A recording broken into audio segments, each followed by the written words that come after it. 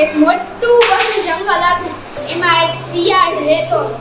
તો એના હે ને ઈ એકથી ઝાડીમાં જાતો હતો. તો એના શિંગડા એ ઝાડીમાં ફસાઈ ગયા.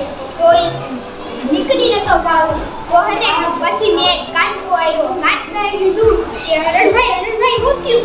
તો એને કીધું કે મારા અહીંયા શિંગડા ફસાઈ ગયા હે એટલે.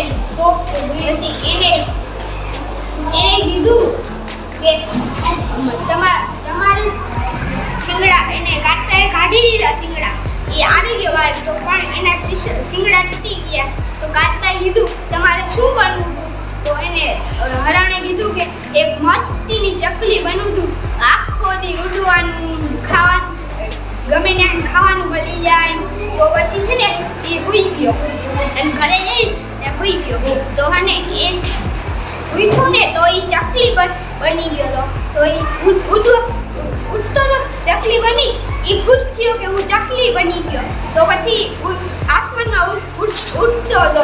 તો એને તરસ લાગી. તો નીચે એને પાણીનો ઘડુલો ભર્યો હતો.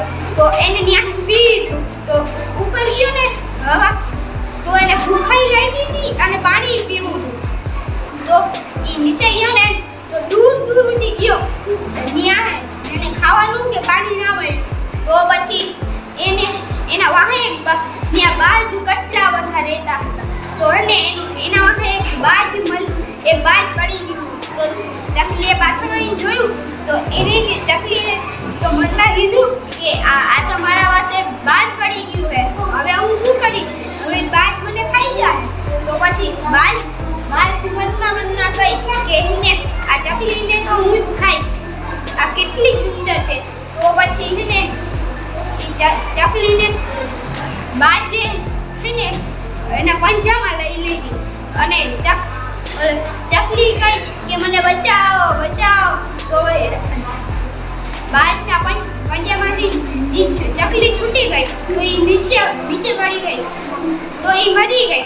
તો પછી એને શેર બની ગઈ.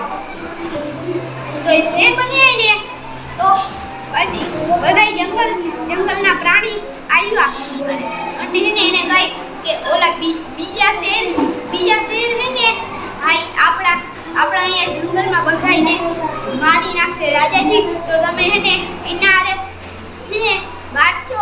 તો પછી શેરે કીધું કે એટલા બધા હારે કેમ લડી?